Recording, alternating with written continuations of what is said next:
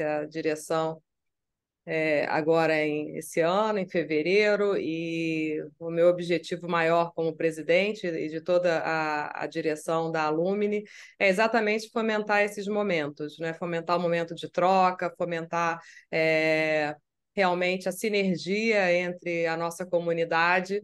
Nós temos o enorme orgulho da nossa comunidade, dos nossos alunos, dos nossos ex-alunos, que têm feito, participado e executado projetos maravilhosos, né? Projetos que realmente nos orgulham muito, e a Alumni Copead é o espaço que a gente tem para divulgar, para compartilhar, né, para compartilhar melhores práticas, para compartilhar o que tem sido feito pela nossa comunidade. Então, uma das nossas iniciativas nesse objetivo de aproximar e de criar mais esse senso de comunidade, de pertencimento, uma das iniciativas foi exatamente o Clube do Livro, que permite que a gente volte e discuta temas interessantes, temas que impactaram a pessoas que, né, nossos ex-alunos e alunos, e que têm a vontade de compartilhar aqui, inspirando quem está aqui conosco a ler e a se interessar por aquele determinado tema.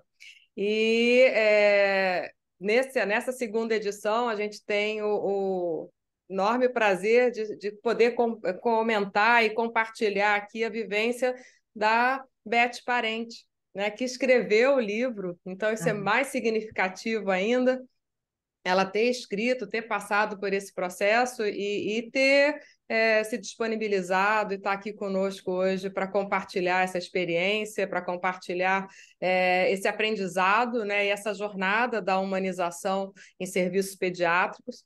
Esse tema é um tema que me é muito caro, porque eu pesquiso a área da saúde, né, como pesquisadora, o meu foco gestão na área da saúde. Então, é um projeto que me toca pessoalmente, mas independente do meu interesse pessoal e particular, é um tema fundamental. Então, eu agradeço muito a Beth Parente por estar conosco aqui nessa manhã, por compartilhar conosco a experiência, essa jornada do Submarino Carioca. Estou aqui com o livro do lado que eu ganhei com dedicatória, muito querida. Beth Parente é médica, é pediatra, ela vai se apresentar melhor, mas e fez o MBA Saúde com a gente em 2008, né, e desde lá temos um relacionamento bastante próximo. Beth, muito obrigada, e vamos compartilhar agora né, a sua trajetória em relação a esse livro e esse tema tão importante. Bom dia a todos. Muito obrigada, Cláudia, por esse convite. Você não tem noção de como me tocou receber esse convite. O MBA em Saúde foi um curso assim de extrema valia para mim, fez uma diferença. Me lembro da professora Heloísa dizendo que era um divisor de águas. Na prática, era o que as pessoas comentavam. E eu estou aqui para reforçar isso. É realmente um divisor de águas. A gente para quem trabalha com gestão, isso faz toda a diferença, te dá um know-how sensacional. E assim, foi muito prazeroso. Foi um período difícil para mim, você sabe, né? Porque assim, durante o, o, o período do MBA, eu tive um câncer de mama, então foi bastante complicado, mas venci e consegui concluir o curso, e estou aqui, com certeza, com esse olhar diferenciado a partir desse curso que eu fiz. Então, eu quero parabenizar você. Essa iniciativa do Clube do Livro é maravilhosa, né? É uma oportunidade ímpar da gente passar assim, tudo que a gente quer passar para a comunidade científica e para a comunidade como um todo, né? Eu convidei outras pessoas também para estarem aqui, mas é um horário difícil, né? Que as pessoas trabalham, às vezes não dá. Mas eu queria dizer para vocês assim, primeiro, mais uma vez agradecer e dizer da minha felicidade de estar aqui com vocês todos, podendo partilhar essa iniciativa, que foi um projeto, assim, na verdade, ele é o meu projeto de mestrado, que se concretizou, e eu vou falar um pouco disso durante a apresentação, e agora eu resolvi transformar em livro. Então, procurei mudar a forma de escrever para ficar mais palatável para o público que não é da área, e espero ter conseguido isso, né? E, enfim, foi realmente um projeto que eu diria que me emocionou mesmo, porque eu participei dessa construção desde o comecinho, né? Desde a ideia. Desculpa, eu estou ainda com um pouquinho de gripe. Desde da elaboração desse projeto, e aí eu vou falar um pouquinho dele para vocês. Deixa eu passar aqui, botar a apresentação. Eu Aham. estou recebendo alguns WhatsApps de algumas pessoas com dificuldade de encontrar o link, mas Aham. eu estou passando o link por WhatsApp, mas depois a gente tem que ver o que que houve. Mas vamos Aham. lá.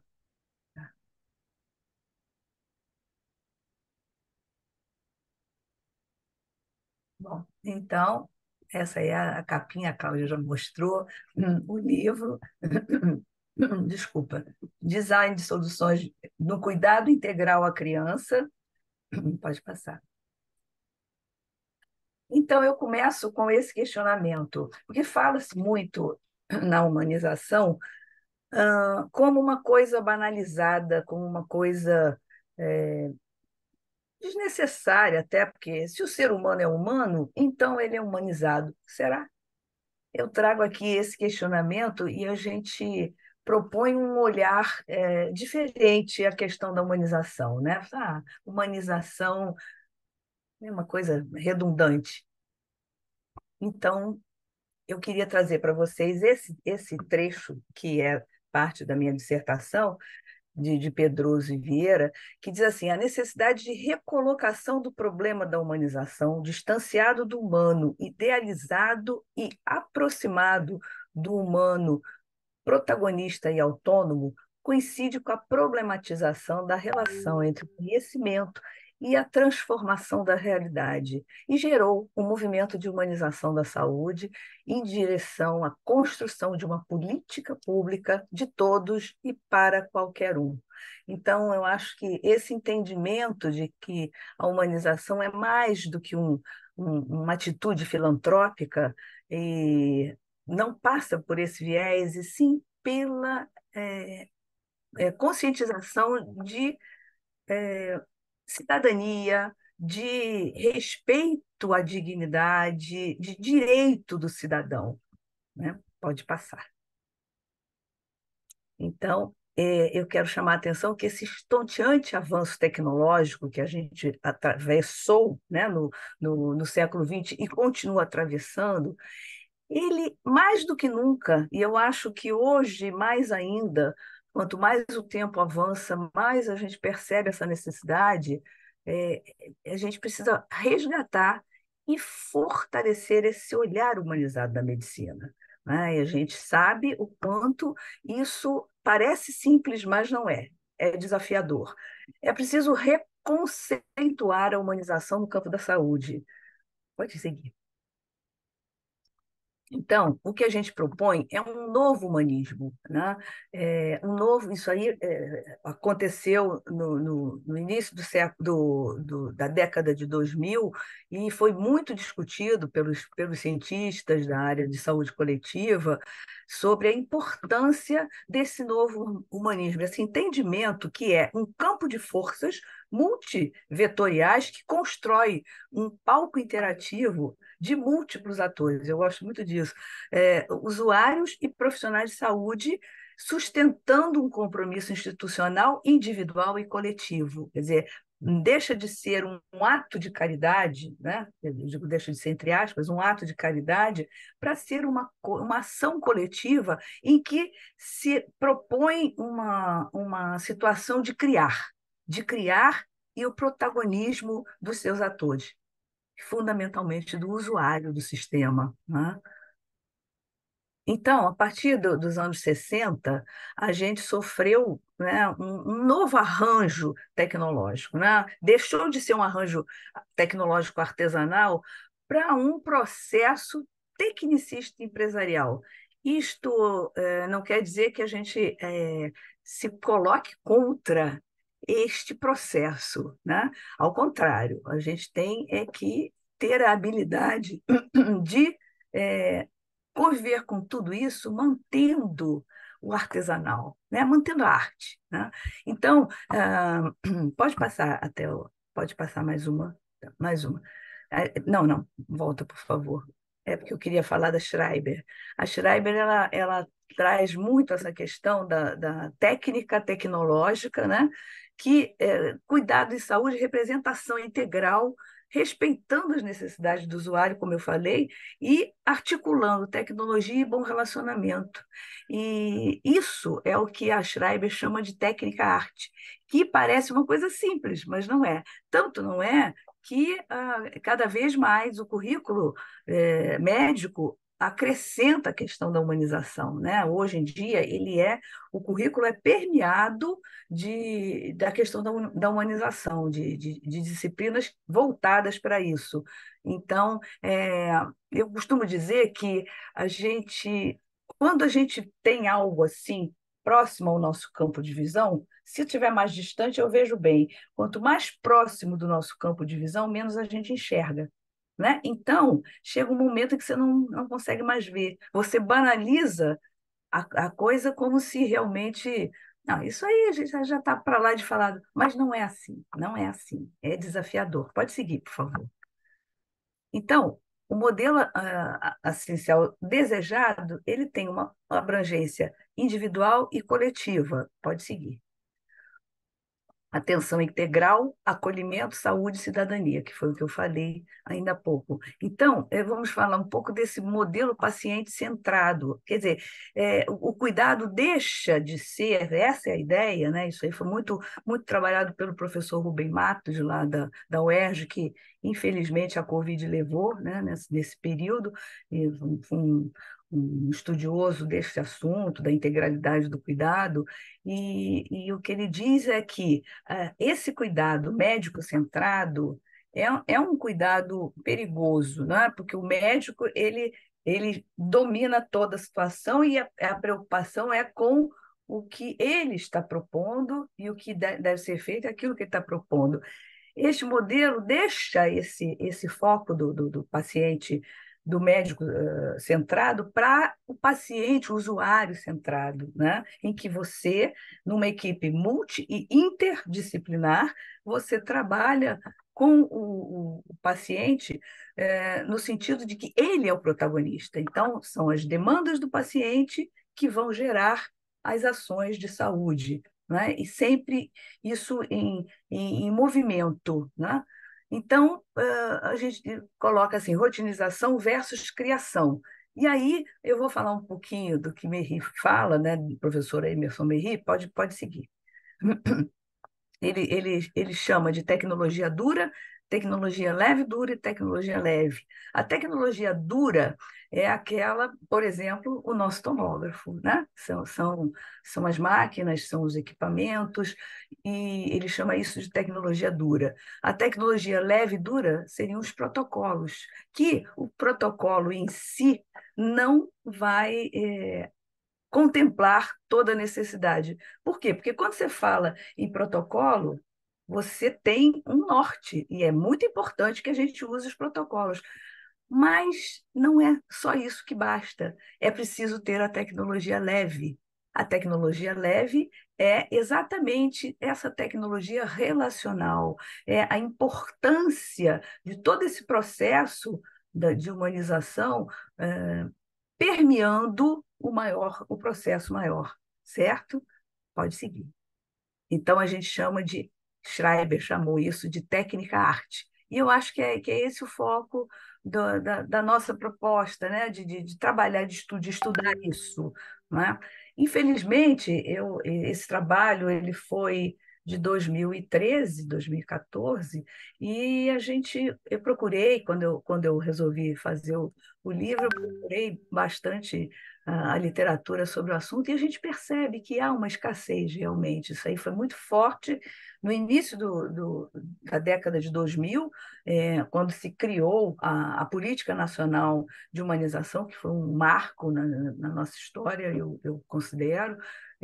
Mas você não encontra muita coisa diferente dessa essência aí que a gente discutiu lá nos anos 2000, certo?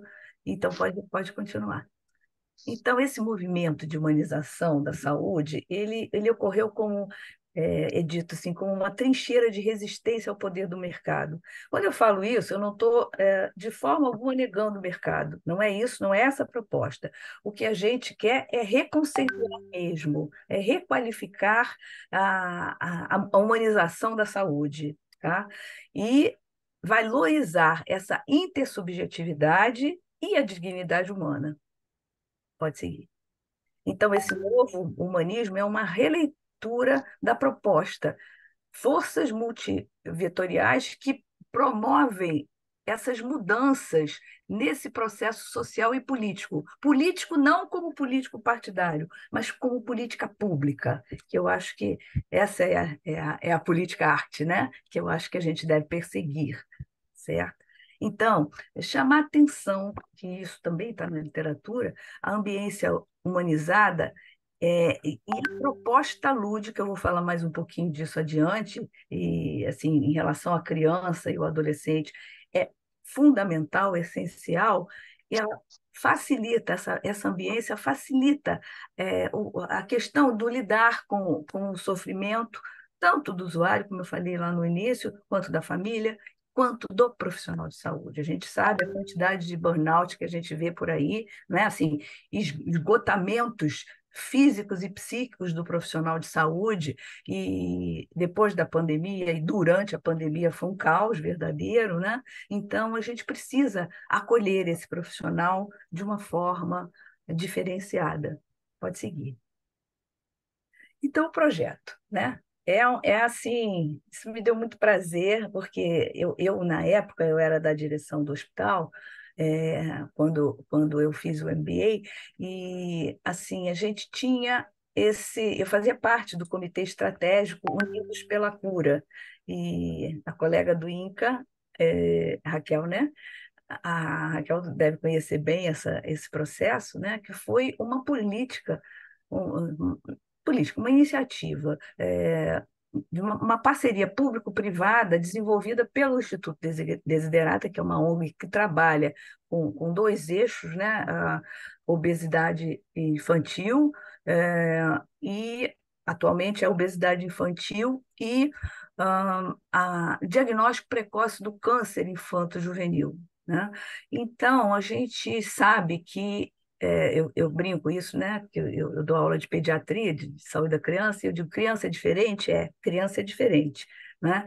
O câncer da criança é completamente diferente do câncer do adulto, né? O câncer do adulto tem prevenção, o câncer da criança não. Então, o que faz a diferença é você ter esse olhar para identificar precocemente. Pensar no câncer não é o mais comum, mas a gente tem que pensar nele, porque quando a gente pensa nele, a gente faz diagnóstico. E ao fazer diagnóstico, você cura em torno de 80% das crianças. Então, se você for esperar para fazer prevenção, não vai acontecer. O que precisa fazer é o diagnóstico precoce. Então, essa parceria com o Instituto Desiderata, que nos deu assim um grande prazer, porque um instituto sério que trabalha essas questões de forma muito, muito empenhada, assim, muito, muito visceral, eu diria, e eu acho isso muito legal, porque a gente tem que ter prazer em tudo que a gente faz, né? Então, essa política, até sugiro para vocês, para quem não conhece, entrar no site do Desiderata, do Unidos pela Cura, que a gente vai ver muita coisa legal de iniciativa, assim, a proposta foi, em princípio, essas crianças serem recebidas, né, na esfera pública e serem encaminhadas para uma consulta especializada em até 72 horas. E essa entrada realmente fez uma diferença no boletim, tem um boletim lá recente, se vocês quiserem ver, é bem interessante esse projeto. E, assim, nós tivemos a junção, né, de órgãos públicos, Ministério da Saúde, Secretaria de Estado, Secretaria Municipal de Saúde e comunidade, sociedade civil, vários empresários participaram na compra desse tomógrafo, porque a gente identificou a falta de um tomógrafo para para contemplar essa questão do câncer. Mas não é só para o câncer, é para as outras coisas também. E lá no Jesus, a gente tinha um tomógrafo obsoleto, que não tinha mais jeito, não funcionava, era um elefante branco de 1 tonelada, 2, não me lembro, e a gente não tinha o que fazer com ele. Com a entrada desse novo tomógrafo, a gente conseguiu uma porção de coisas interessantes, porque é um tomógrafo, este especificamente, ele é adaptado aos tecidos infantis, ele emite menos radiação, ele não é um tomógrafo comum, e houve todo um trabalho sensacional do Gringo Cardia, que é um artista fantástico, ele que faz os cenários da Débora Coker, que ele fez uma das alas do Museu de Bruxelas, lá, né, aquele museu de 3 alas, uma é dele, então ele é um ícone nessa área, e fez todo esse projeto de humanização, que transformou o tomógrafo num grande brinquedo. Hoje a gente tem outros pelo Brasil, que bom, eu fico muito feliz com isso, mas esse foi o primeiro no Brasil que a gente teve, né? Essa iniciativa. E então, pode seguir, por favor.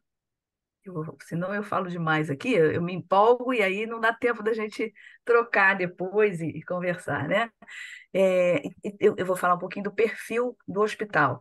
É um hospital pediátrico com 100% dos leitos ofertados ao SUS. É um hospital de nível terciário, atendimento especializado a crianças e adolescentes, e é também um hospital de ensino, né? Os alunos da Unesa e do MED passam tanto do campus Vista Carioca quanto o campus Citar, passam por lá, né? E ele é referência de diversas especialidades, exemplo da cirurgia infantil e neonatal, da urologia. Nós temos profissionais assim top de linha lá no hospital. Eu já não estou mais lá, mas ele ficou no meu coração, sabe? Eu trabalhei muitos anos no Hospital Jesus. Neurocirurgia, cirurgia plástica, oftalmo, ortopedia, pneumo e tisiologia, tem um polo de asma grave, tem atendimento à AIDS e a vítimas de violência sexual, que também é importante que as pessoas saibam, porque é um problemão, né? Esse é um tema à parte, né? Que a gente enfrenta com muita dificuldade. Então, esse rapidamente o perfil do hospital e o perfil do usuário. O que a gente tem? A gente tem uma população realmente carente, com condições socioeconômico-financeiras precárias, são portadores de patologias complexas, crônicas em sua maioria, na parte de neurocirurgia, a gente tem lá muitos doentes crônicos, doentes crianças, né, com asfixia de parto, com outras patologias, e assim, a gente vê a luta das mães de levar, ele fica lá no alto da ladeirinha, ali perto do campus da UERJ, né? Mas é uma ladeira, a gente cansa de ver assim as mães com criança em cadeira de roda subindo ali, e com criança no colo. Então, assim, é um atendimento que assim, verdadeiramente necessário, né? E a gente atende muito paciente não unícipe também, né? Eu falo, eu não estou mais lá, mas eu ainda me sinto como se estivesse, né? Então, nós temos pacientes de outros municípios que vão, a gente tem aquela coisa do acerto, né, dessas políticas entre os estados e municípios, mas muitas vezes o paciente procura com o endereço de alguém daqui, procura e o paciente é recebido, não resta a menor dúvida, né? Que a gente não tem aquela PPI, né, que é a Programação Pactual Integrada, assim, completamente fechada. Eu acho que foi um grande avanço, a gente caminha nesse sentido, mas a gente acaba tendo, assim, o hospital não tem emergência, mas tem um setor, né, de acolhimento que atende às emergências dos pacientes do hospital e algumas coisas referenciadas também, tá? Podemos seguir. Então, falar um pouquinho da criança e o direito de brincar. Chamar a atenção que brincar é a principal atividade da criança. É ali que ela explora o mundo através da brincadeira. Pode seguir. Então, ali ela estrutura o pensamento, a linguagem oral e a estruturação bem sólida desse pensamento para desenvolver. Por isso a gente chama atenção que não adianta, de forma alguma, a gente deixar a criança no celular, ao contrário. Né? A gente sabe a quantidade de problemas que a tela faz, aquela luz azul, a blue light faz na criança, tanto no olho quanto no neurodesenvolvimento. Né? Então, crianças menores de 2 anos não deveriam usar celular nunca. Né? E a gente vê que a mãe deixa, muitas vezes, a criança vendo desenho, lembrar que a criança não interage com a imagem, ela interage com o ser humano. Então, para desenvolver a linguagem, ela tem que falar com o ser humano. Então, é importante, né, a gente ter esse discernimento. Então, a gente sabe que o lúdico é fundamental, essencial, para prestar um bom cuidado. E no processo saúde e doença, como a principal atividade da criança é brincar, se a gente não tem isso, a gente tem uma parte faltando nesse desenvolvimento da criança. Né? E imaginem a criança no seu ambiente familiar, com os seus brinquedos, com as suas atividades diárias, ela adoece e vai para um ambiente frio, um ambiente super iluminado, um ambiente cheio de técnicas, de tecnologias e barulhos, e assim é um choque para a criança sair do seu ambiente e, por exemplo, ser internada. Então, o professor Rubem Matos dizia isso, que uma enfermaria de pediatria ela deve ser adaptada como se fosse uma creche especializada, com muitas atividades para a criança. E isso é esse olhar de cidadania, né? O conceito de cidadania da criança, entender aquilo que ela precisa para poder fornecer o melhor cuidado. Então, essas são as atividades que a gente fazia. Eu era responsável por essa parte lá da humanização, então a gente tinha parceiros que trabalhavam com a gente e a gente podia fazer essas atividades. Inclusive, eu quero aqui comentar sobre o meu querido amigo Sávio Mon, que é um excelente ator, ele está toda hora aí apresentando peças. Ele foi um personagem do Detetive do Prédio Azul, aquele filme, e ele era do Doutores da Alegria, depois ele construiu o trabalho dele, a empresa dele chamava Clown Hospital, e ele fazia atividades gratuitas, assim, nos oferecia assim, um dia de trabalho, ia lá e fazia a alegria das crianças. Eu botei umas fotos, pode seguir que eu vou mostrar para vocês essa parceria. Esse é o Sávio, de Doutor Palhaço.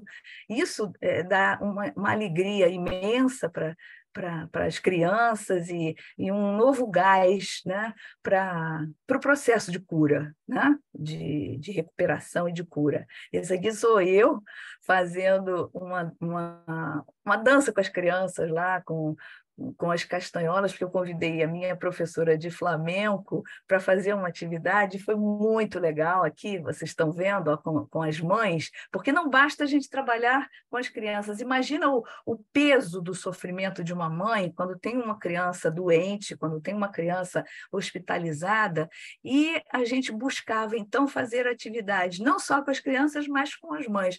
Tinha uma foto aqui que eu não quis colocar, porque aparecia muito o rosto delas, e que elas em pé, fazendo movimentos de flamenco, assim, cheias de pose, junto com a professora Tereza, que é uma foto linda, só não pude trazer porque eu não tinha autorização. Mas, assim, mostrando a importância desse lúdico, não só para a criança, mas para o adulto também, para a mãe, para a família, para o profissional, né?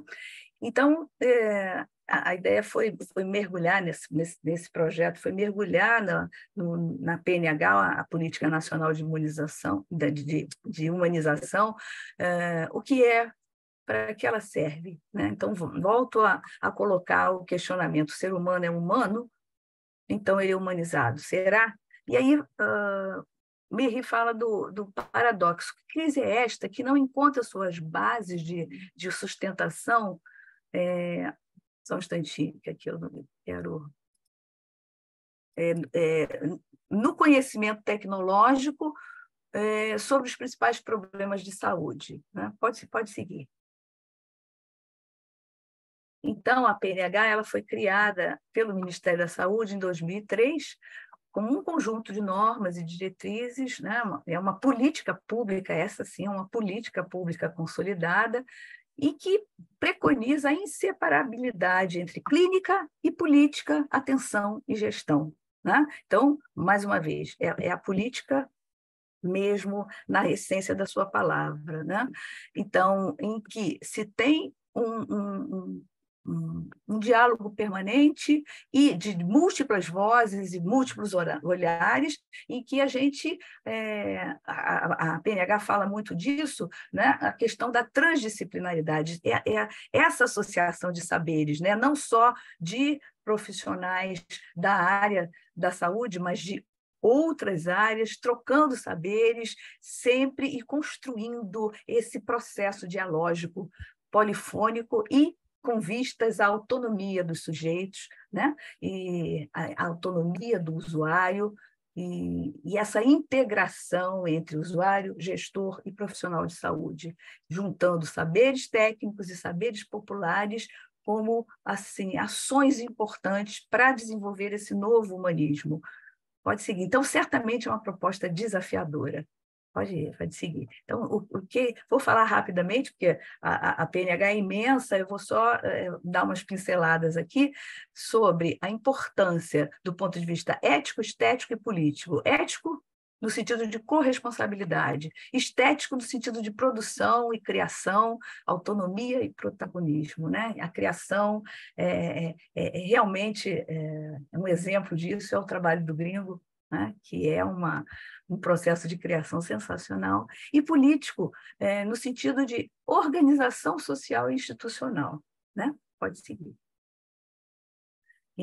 Então ela incorpora acolhimento, escuta, resolubilidade, vínculo, responsabilização, assistência em rede, canal de comunicação entre atenção e gestão de saúde, né?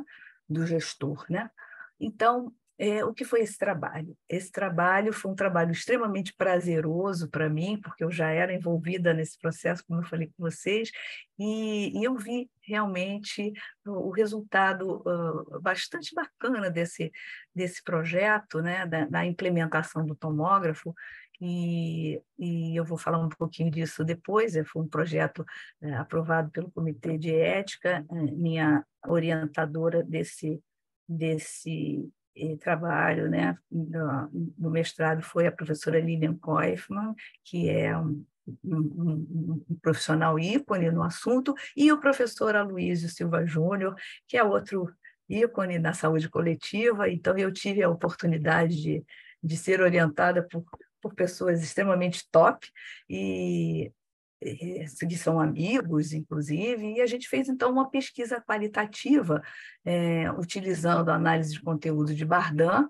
para tratar os dados, né, que trabalha com a palavra, né, no sentido do simbolismo da comunicação. Então, a gente trabalha com núcleos de sentido e tal, e foi um trabalho feito assim, a amostra foi escolhida por saturação, que é quando as falas começam a se repetir, e foram feitas entrevistas semi-estruturadas com usuários, pacientes que tinham condição, né, cognitiva de responder, os responsáveis e tanto pacientes internados como externos, e profissionais da área, profissionais da radiologia, profissionais que circulavam pelo serviço, para a gente tentar perceber o que era dito, né? Então, podemos seguir. Senão eu falo demais aqui. Beth, mais 2 minutinhos aí para a Tá. gente, quando você terminar de Tá. explicar né, o processo que levou ao livro, aí a gente abre para discussão, Tá. tá? Que são Tá bom. 8h03. Então, podemos ir. Então, aqui, eu vou trazer só o mais importante. Antes da inauguração do submarino, nós tínhamos um passivo de 160 crianças precisando do exame e que não conseguiam fazer porque não tinha anestesista na rede na época, né? E depois do submarino, desses 160, apenas 4 precisaram de anestesia. Então, a Tatiana, que é maravilhosa, também é chefe do serviço lá, o que ela faz? Ela bota a mãe com um capote de chumbo e a criança entra com a mãe dentro do aparelho e não precisa anestesiar. Só isso eu acho que é sensacional por todos os aspectos, né? Então, sobre o lúdico eu já falei, não vou entrar muito em detalhes para a gente não perder tempo, senão eu falo demais, porque é um tema que assim, me deixa muito feliz. E o importante só dizer que, como eu estava assim, muito envolvida com esse trabalho, né, quem fez as entrevistas não fui eu, foram os alunos da UF que fizeram a entrevista. Eu apenas interpretei, analisei os dados, para que a gente evitasse os vieses, né? Então, só algumas falas, pode colocar. O médico radiologista, você tem que ter uma equipe que saiba como trabalhar isso, senão é simplesmente pintura na parede, e não é esse o objetivo, né? Pode seguir. Só falar o mais importante. O técnico de radiologia diz, pelo que eu percebo, eu acho que o próprio ambiente faz com que as pessoas se sintam felizes, né? Vamos dizer assim, acabam se adequando, porque você está lidando com criança, né? Então, assim, percebe esse olhar diferenciado para a criança. Pode seguir. As crianças adoram o técnico de enfermagem. Quando elas entram aqui, elas acham que estão num submarino mesmo, né? E viajam com aquilo. Hoje teve uma menina que, se você visse cedo, você teria visto, ela diz. Quando ela entrou, o olhinho dela brilhou. Né? Pode seguir. Então, a mãe disse, facilitou muito, eu fiquei lá perto dela. No começo ela chorou, mas quando eu fiquei perto, ela chorou, ela parou de chorar, ela não chorou mais. Então, bem, botaram a roupa em mim, botaram a roupinha nele para proteger, porque vários hospitais não botam, faz tudo isso de qualquer jeito, foram bem cuidadosos, a percepção da mãe sobre isso. Pode seguir. Aí, o paciente, eu adorei, na sala que eu fiquei tinha brinquedo, né? E pode seguir. Gostei, é cheio de peixes. Foram algumas falas emblemáticas. E a conclusão, então, pode seguir. É essencial que as instituições valorizem o protagonismo da criança e do adolescente como usuários do serviço de saúde, e isso fortalecendo a ideia de cidadania e integralidade do cuidado. Pode seguir. O ambiente humanizado e voltado para os interesses contribui para a satisfação tanto do usuário como do profissional no relaxamento das tensões do dia a dia. E isso a gente percebeu muito na pesquisa. A necessidade de treinamento de equipes e ações voltadas para esse novo humanismo, né? Que é o que a gente falou, distanciado da filantropia, aproximado do protagonismo transformador e cidadão dos seus atores. E a necessidade de novas publicações, a gente viu isso, né? Que os textos, eu li uma revisão sistemática recente que trazia no bojo essas essências que foram as que eu estudei lá quando fiz esse trabalho, né? E a necessidade de surgirem novas teorias inovadoras de gestão. Então, pode seguir. Esses foram as referências que eu usei. E encerro falando um pouquinho de Fernando Pessoa, o homem é do tamanho do seu sonho. Então, só tenho a agradecer, especialmente à querida Cláudia, pelo convite, e dizer para vocês que é realmente uma honra partilhar esse sonho com vocês. E aí eu lembro o Raul, o velho Raul. Sonho que se sonha só é só um sonho que se sonha só, mas sonho que se sonha junto é realidade. Obrigada, gente.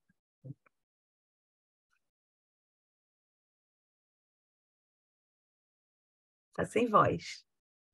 Muito bom, muito obrigada, Beth, por compartilhar essa experiência. Eu quero abrir para comentários e dúvidas, mas eu quero primeiro, antes de abrir, enaltecer o seu trabalho, né? O foco de atenção. A gente tem, na área de serviços, discutido muito como conciliar o high-tech com high-touch, que é o que você falou, a tecnologia dura com a tecnologia soft e tal. Uhum. Que me pareceu bem interessante é que esse projeto não é um projeto novo, mas agora o seu livro está sendo lançado agora em 2022, né? Quer dizer, é super recente, é um assunto atemporal, né? Você trouxe referências de 2008, mas tanta coisa a gente tem para evoluir ainda nessa jornada. Deixa eu passar para a Liliana, senão também eu vou falar muito, que é um assunto que me toca. Vamos lá, Lili, por favor. Beth, que maravilha, parabéns. Obrigada, eu sou enfermeira também, como a Cristina, mas eu muito cedo fui para a gestão. E trabalho hoje, eu não trabalho com pediatria, mas trabalho com pacientes oncológicos, a maioria, né, oncológicos. Sim. E eu quero te perguntar uma coisa. Que estratégias a gente pode usar para o que seria humanizar o humano, né? Porque eu vejo assim que quando a gente conversa com os profissionais na implantação de um protocolo ou falando sobre o atendimento ao paciente, da linguagem, de envolver o paciente, aquelas coisas todas, eles sempre falam alguma coisa no sentido de que não, eu já sou humano. Quando a gente fala essa coisa, né? Então, que estratégias a gente pode usar para desenvolver as soft skills ou melhorar essa relação médico-paciente, profissional de saúde paciente e trazer essa humanização no trabalho, além do... Porque não adianta... Viu como a técnica... acho que foi a técnica que falou, né? Que não adianta ter o bonito lá né? Ou a tecnologia. Né? Você tem que preparar o profissional para isso, né? Então, eu acho que é a questão da formação mesmo, né? E eu, por exemplo, eu sou professora lá da IDOMED, né? Unesa IDOMED, nos dois campi, no Vista Carioca e no CITAR, e assim, a gente tem essa preocupação de trabalhar as questões de humanização. Eu, por exemplo, lá eu sou coordenadora de ligas no CIDAR, e aí o pessoal fala assim, não, vamos construir ligas acadêmicas sobre humanização. Bacana, mas eu acho que a gente precisa ter este olhar de perpassar todo esse conhecimento com a humanização. E eu acho que isso é uma coisa boa, e eu acho que é por aí mesmo, que o currículo passou a ter um olhar mais específico. Né? Nós, hoje, cada vez mais, esse novo currículo que entrou agora no final no início do ano, né? Ele tem esse olhar tanto para a gestão quanto para a humanização, trabalhando juntos, são muitas disciplinas. E eu acho que a gente, como professora, a gente é um educador básico mesmo, sabe? E, assim, eu falo isso muito para os alunos, que a gente... É maravilhoso você trabalhar com a inteligência artificial, isso que a Cláudia falou, né? Sensações. Chat GPT, né? O chat faz até poesia, é um negócio, eu acho até assustador mesmo, né? Mas aí eu digo para eles, olha, não adianta isso, você tem que ter o olhar crítico, porque se você não entender que essa sua relação médico-paciente precisa ser preservada, nada vai substituir a boa anamnese e o bom exame físico. Então, utilizem sim, mas utilizem com um olhar crítico. Verdade. O único problema, eu acho que... Professora, é que a gente ainda está com os profissionais que não tiveram essa formação. Então, exatamente. A gente tem que fazer hoje também, o trabalho, né? Também. Exatamente. Isso, levar essa discussão para o currículo, né? Por isso que ela é desafiadora. Né? Nós temos 3 pessoas com a mão levantada aí, que acho que complementam a nossa rica discussão aqui. Eu vou passar para a Tereza. Seja bem-vinda, Tereza. Muito bom tê-la aqui conosco. Minha querida colega de turma. Bom dia. Eu queria dar parabéns a vocês e falar que essa é uma oportunidade maravilhosa para todos, né? E eu queria falar também que esse papel de Beth ela é muito importante justamente como professora, como educadora, né? Então, os alunos de Beth sempre, ao se formar, a homenageiam, justamente porque ela consegue levantar essa discussão tão importante que na educação também se faz, né? Eu também sou médica, estudamos juntas, também estudamos e professora, trabalhamos juntas. mas fazíamos a nossa residência médica juntas há muitos anos, com nossos plantões, enfim, acompanho essa trajetória de Beth há muito tempo. Mas é uma questão, essa pergunta que a Liliana traz, eu acho que ela é muito importante, porque tudo que faz com que a gente, né, saia da nossa zona de conforto, ou seja, tanto na área da saúde quanto da educação, o professor, né, como protagonista, quando na realidade o protagonista é o aluno, né? Da mesma forma que na relação médico-paciente o protagonismo é o do paciente. Então, esses são modelos que a gente precisa, né? Óbvio, a gente investe, né, na formação, que é fantástico, né? Ele precisa estar, né, transpassando todos os temas, né? Então, eu acho que são oportunidades como essa, sabe, Liliana? É esse processo da formação, mas também a nossa reflexão no trabalho, na linha de cuidado, na nossa formação de equipes, né? E que a gente possa, né, ter essa capacitação também em serviço. Isso é fundamental que isso seja discutido, né? Então, eu acho que a gente tem muitos caminhos ainda pela frente e quero agradecer essa oportunidade. Parabéns, Beth, parabéns, Cláudia, pela oportunidade. Obrigada. Só rapidamente complementar o que a Tereza fala, quando a gente fala assim, né, nessa capacitação, existe uma diferença entre, isso também é dito na política, na PNH, a diferença entre como é que se diz? Educação continuada e educação permanente.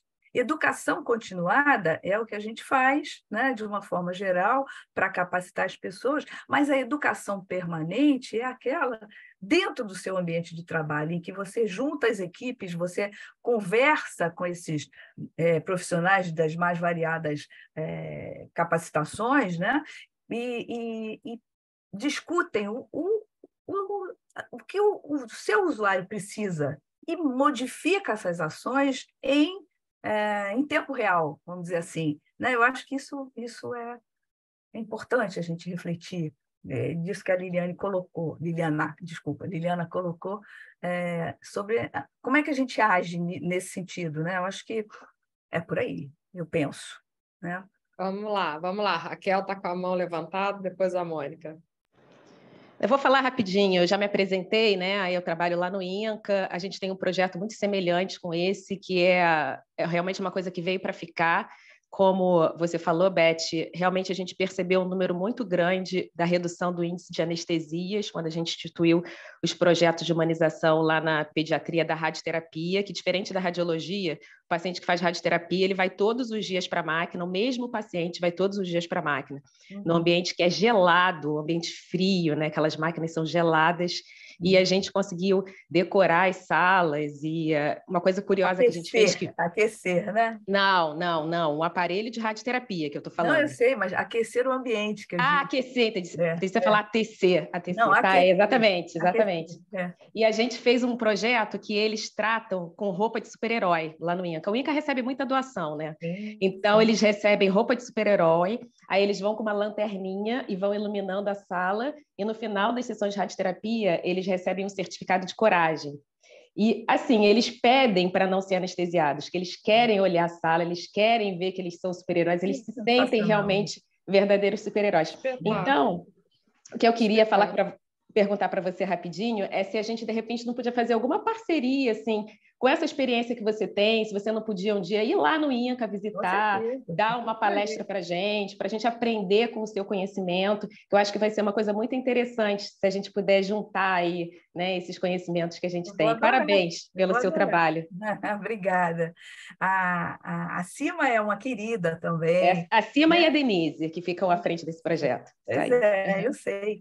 E a gente fez muita parceria na época que eu estava lá na direção do Jesus, para a gente botar a coisa para funcionar, né? Em termos assim de garantir leito para a criança, né? Que a gente sabe que o leito pediátrico é complicado, né? Assim, você tem muito mais câncer no adulto do que na criança, então a prioridade acaba sendo, né, o adulto, enfim. E a gente pensou muitas soluções sobre isso, e assim, o Aquário Carioca é uma coisa linda, tem estudos lindos mostrando assim, que as crianças ficam numa alegria quando elas pedem para ir fazer quimioterapia. Sabe, assim, é uma coisa, é um divisor de águas mesmo, né? Então, assim, Inimaginável, né? Inimaginável. eu acho que é por aí, né? É esse olhar amoroso que a gente precisa ter, que não é um olhar filantrópico, é um olhar político, certo? Muito bom. E eu estou muito feliz aqui com o convite da Raquel para a Beth ir lá, porque é Poxa. exatamente esse o espírito da comunidade Alumni, né? Esses encontros, reencontros, enfim, amei. Vamos passar para a Mônica. Oi, gente, bom dia. Primeiro quero parabenizar a Alumni por esse espaço, muito bom ter contato aqui com esse novo saber, né, com essa humanização que é importante, já antiga e até agora, né, a gente batalhando para trazer isso para a realidade. E, Beth, parabéns pelo seu trabalho. Obrigada. Eu sou da área de tecnologia e quando a gente desenvolve tecnologia, a gente precisa dar voz ao usuário, né? Afinal de contas, é ele que vai estar usando ali. Eu adorei seu livro, né? Que você traz isso, você traz a voz da criança, né? Você escuta na sua pesquisa as crianças. Então, adorei esse olhar, porque é muito assim similar com o meu, de tentar ouvir o usuário e fazer uma tecnologia adequada a esse usuário, né? Olha a transdisciplinaridade aí, né? Não é? Eu trabalho, um dos meus alunos, né, a gente fez um trabalho sobre tecnologias para apoiar o tratamento do TDAH, principalmente em crianças, né? Tecnologias que ajudem a concentração da criança. Então, esse olhar de humanizar, de se colocar no lugar do outro, eu queria mesmo parabenizar você pela sua fala, né? O tempo todo você aqui na palestra nos convidou, né? Se coloque no lugar dessa mãe, né? Não basta cuidar da criança, é cuidar da mãe, é cuidar do profissional que está ali, né, com aquela realidade no dia a dia. Então, assim, parabenizar pelo seu trabalho e uma curiosidade que o livro me trouxe, que você fala aqui que em 2020, né, em plena pandemia, vocês inauguraram uma sala, né, a Sala dos Robôs Submarinos, Sim. E abrir a Sala dos Robôs Abissais. Aí eu queria saber como é que estão essas iniciativas, se vocês já abriram. Então, exatamente. Agora, além da sala do tomógrafo, o serviço está todo com ambiente humanizado. Eu até mandei, Cláudia, será que consegue passar esse videozinho? Sim, eu vou finalizar me demonstrando. Tá. São vídeos de 10 segundos que mostram uma ambiência bem legal. Aí, Mônica, a Cláudia vai mostrar isso. É um trabalho lindíssimo do Gringo e que as crianças entram para fazer raio-x assim, e ficam alucinadas, sabe? Então, assim, esse olhar da criança já nos deixa assim, nossa, né?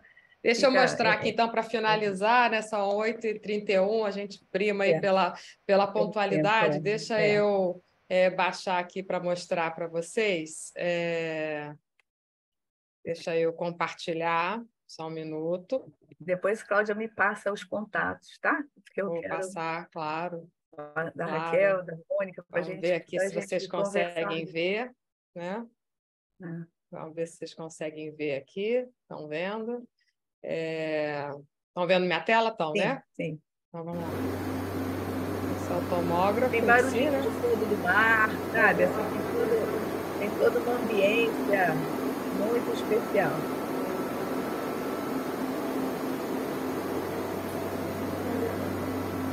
E tem outro aqui bem interessante, né? Deixa eu pegar aqui para mostrar. E a gente faz questão de mostrar para os alunos isso, né?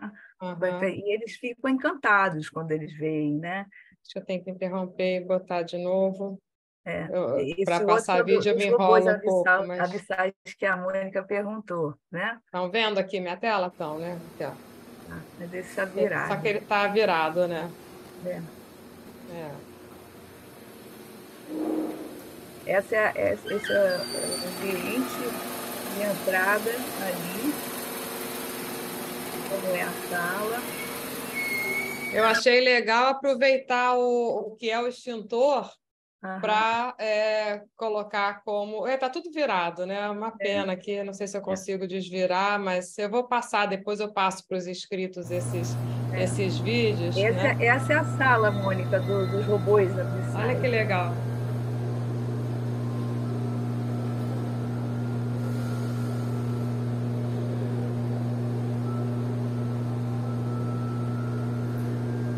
Uma musiquinha, estão ouvindo? Assim, uma coisa meio abissal, assim, né? É toda temática. É muito bacana. Bom. Muito bom. Muito bom, sim. Parabéns, viu? Maravilhoso. Adorei. Vocês não sabem como eu estou feliz de poder difundir isso, porque foi um trabalho que me deu muito prazer de fazer, né?